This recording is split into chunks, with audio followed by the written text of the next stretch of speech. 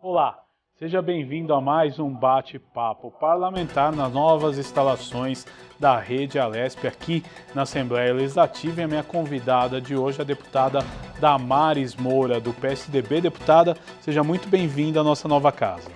Obrigada, Guga. Eu agradeço muito a oportunidade de estar gravando pela primeira vez nos novos estúdios da Rede Alesp, aliás, muito bem feitos, muito acolhedores, e eu estou feliz de estar aqui hoje com você. Muito obrigada. Deputada, aproveitar e fazer um balanço do seu mandato, né? Seu primeiro mandato, a senhora assumiu aqui na casa nesta legislatura.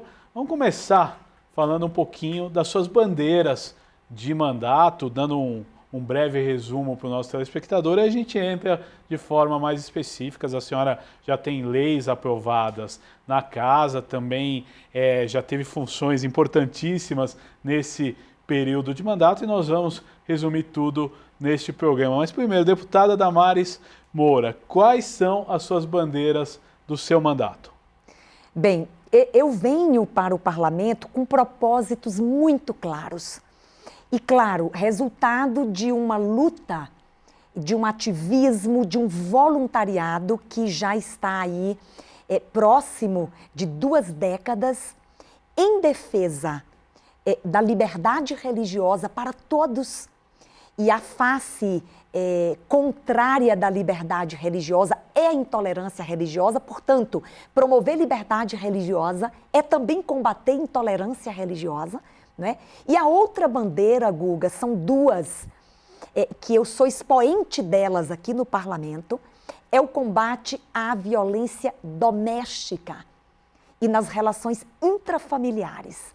E isso, naturalmente, com ênfase naqueles que são mais vulneráveis a essa violência. Mulheres, crianças e adolescentes, idosos, que são vítimas recorrentes da violência doméstica nas relações intrafamiliares.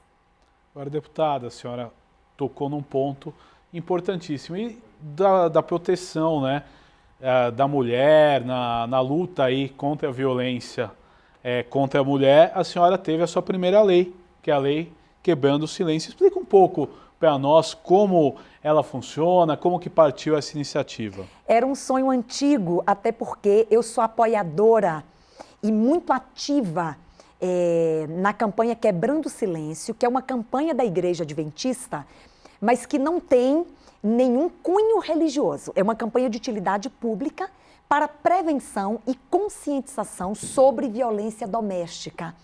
Né? E como eu venho apoiando a campanha há muito mais de 1 década e atuando nela anualmente, claro que vir para o parlamento tem um significado importante para dar visibilidade a uma campanha que eu acredito nela.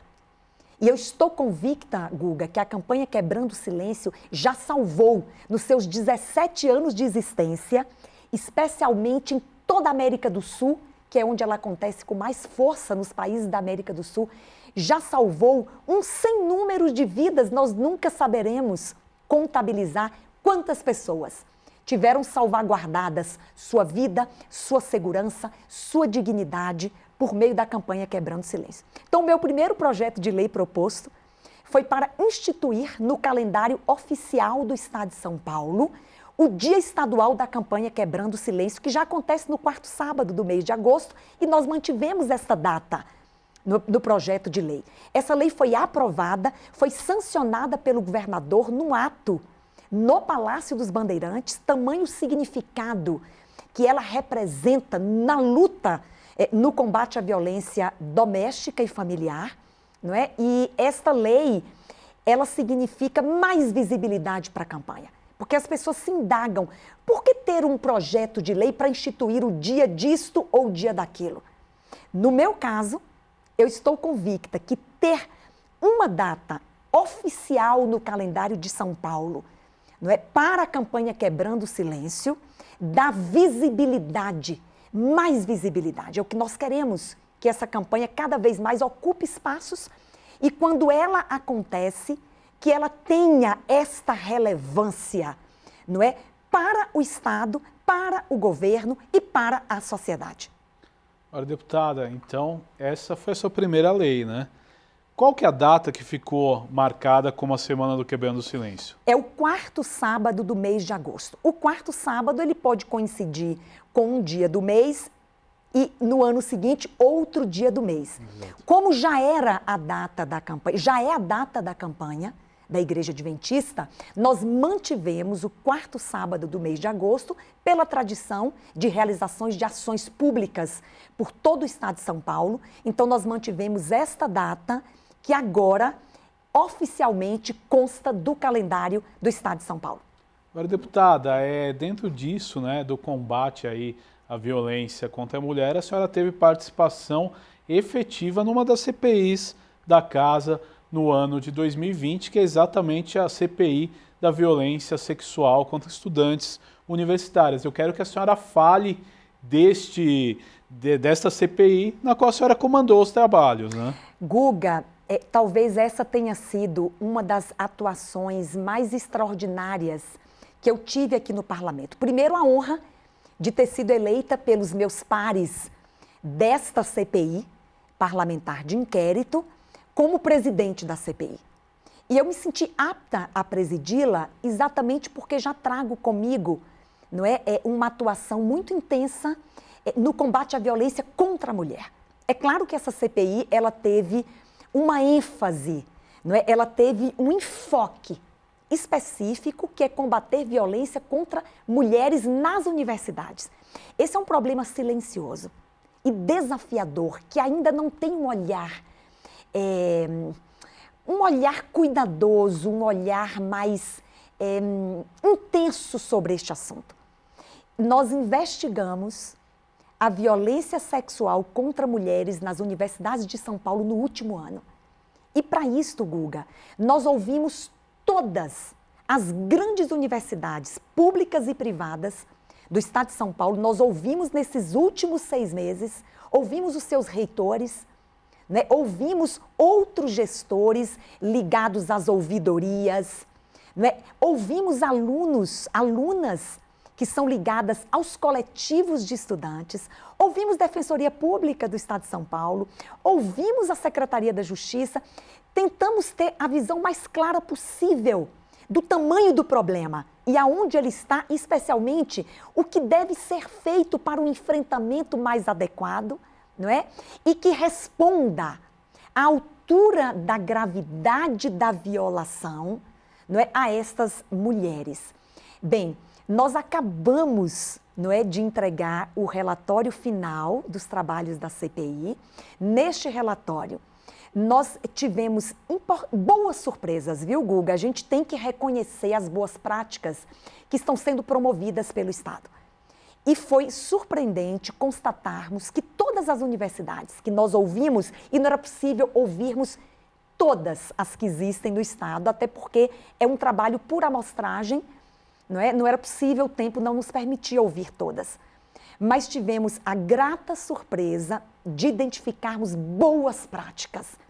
Prática de prevenção, prática de conscientização, de acolhimento, de atendimento, né, de ouvidorias, mas ainda identificamos que é preciso estabelecer outros parâmetros ainda mais fortes, não é, de contenção dessa violência, mas voltado para a prevenção e para o acolhimento das vítimas. Não é? Nós ainda sentimos falta de ambientes que sejam efetivamente seguros para a vítima contar. Mas isso não é um problema das universidades. Criar ambientes seguros para que a vítima rompa o silêncio é o maior desafio. De qualquer forma, foi gratificante nós identificarmos as boas práticas. Todas as universidades ouvidas, elas têm um trabalho direcionado para combater a violência contra mulheres e, no nosso caso, era a violência sexual, que é uma dimensão da violência contra a mulher. Então, a satisfação de fazer este trabalho foi, para mim, foi marcante para o meu mandato.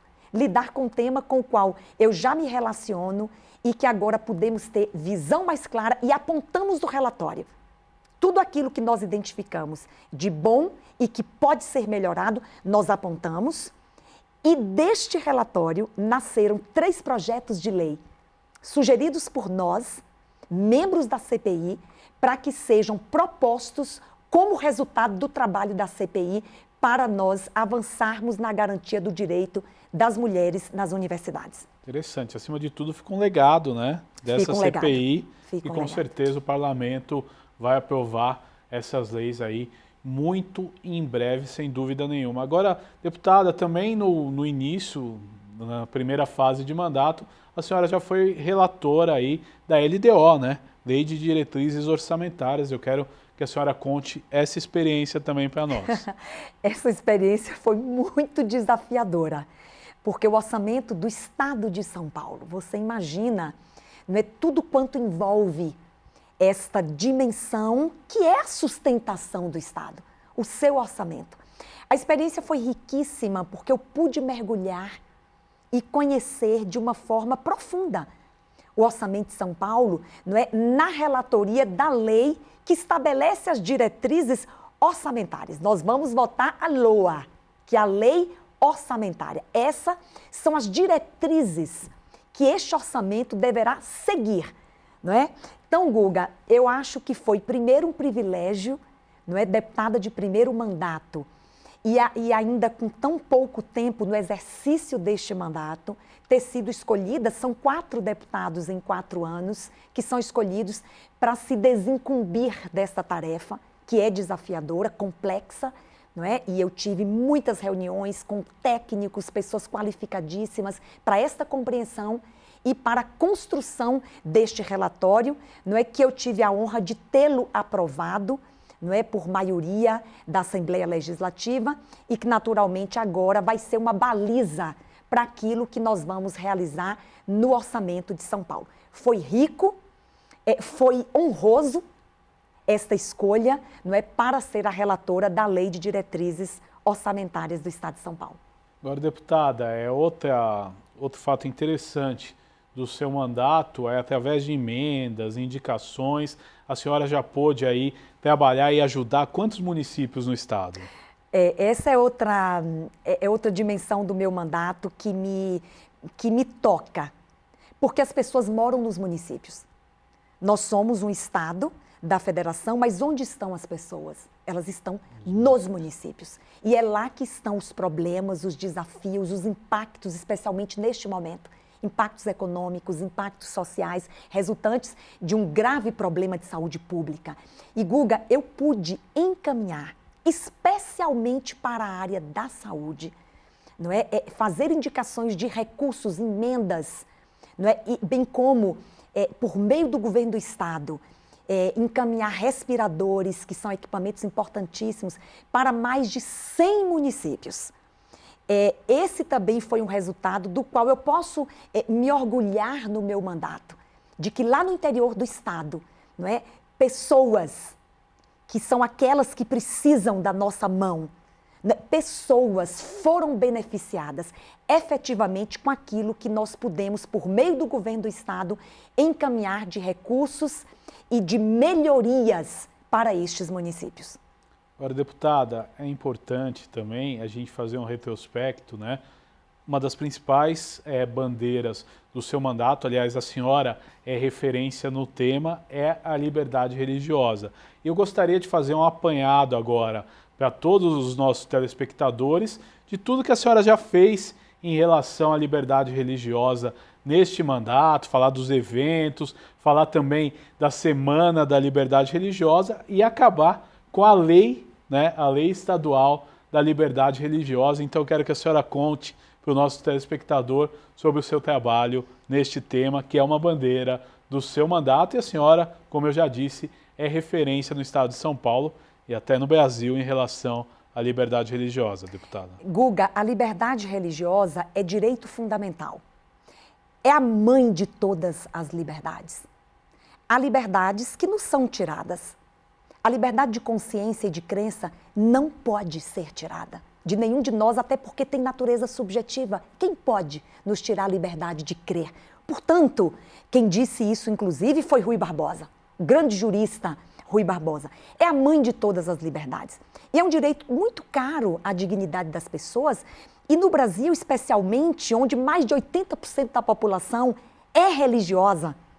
Portanto, é um direito que alcança muitas pessoas. E o direito de não crer também, ele é garantido pela liberdade religiosa. Bem, então talvez as ações mais significativas tenham sido as semanas estaduais de liberdade religiosa, que nós promovemos no primeiro ano de mandato e no segundo ano de mandato, sendo que a segunda semana, no segundo ano de mandato, ela foi atípica, porque foi a primeira sessão solene para coroar a semana virtual, online, da história da Assembleia Legislativa, aliás, transmitida ao vivo pela Rede Alesp. Foi extraordinário. Nós chegamos a alcançar, Guga, no último ano, com todas as ações da Semana Estadual, mais de 80 mil pessoas, porque passamos a semana inteira realizando eventos educativos de prevenção, reunindo ativistas, inclusive as maiores autoridades em liberdade religiosa do mundo,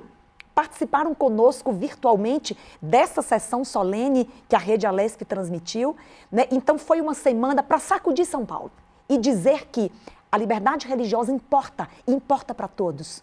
Não é? E nesta semana nós ainda realizamos, além de simpósios, nós tentamos, Guga, fazer uma identificação de todas as organizações do Estado de São Paulo que estão defendendo liberdade religiosa, para trabalharmos em rede.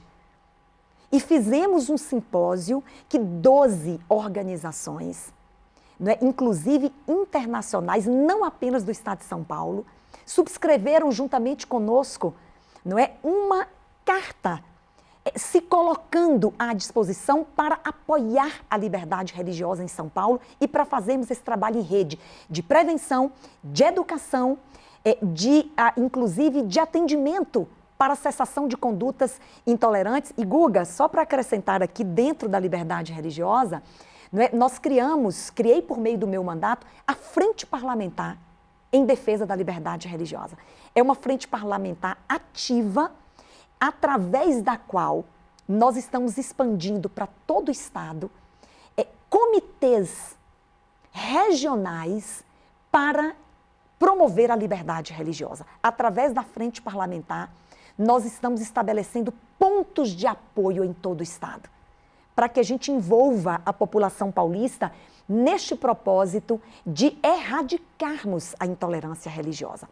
E, claro, o que coroa todo esse trabalho que eu estou resumindo aqui com as Semanas da Liberdade Religiosa, com a Frente Parlamentar da Liberdade Religiosa, com os comitês regionais, é a Lei Estadual de Liberdade Religiosa, que foi proposta também no início do meu mandato, mas que só agora... Recentemente sancionada pelo governador João Dória, né? Não, está indo para a sanção. Foi aprovada pela Assembleia Legislativa há 2 ou 3 semanas atrás.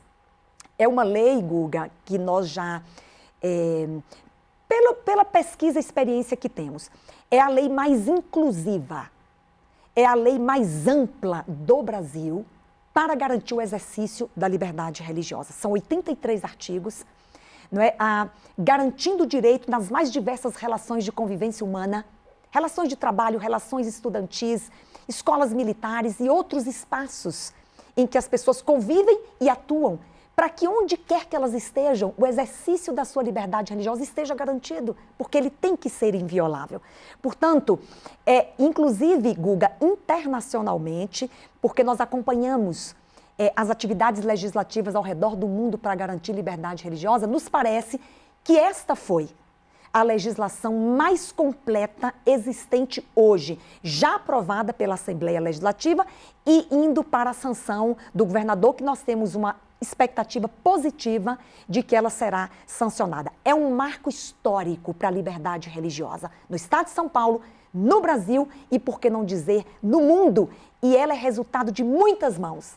Foi uma escuta ampla de religiosos, inclusive na Frente Parlamentar de Defesa da Liberdade Religiosa. Agora, deputada Damares Moura, estamos começando um novo ano. O que nós podemos esperar do seu mandato no ano de 2021? Quais as perspectivas?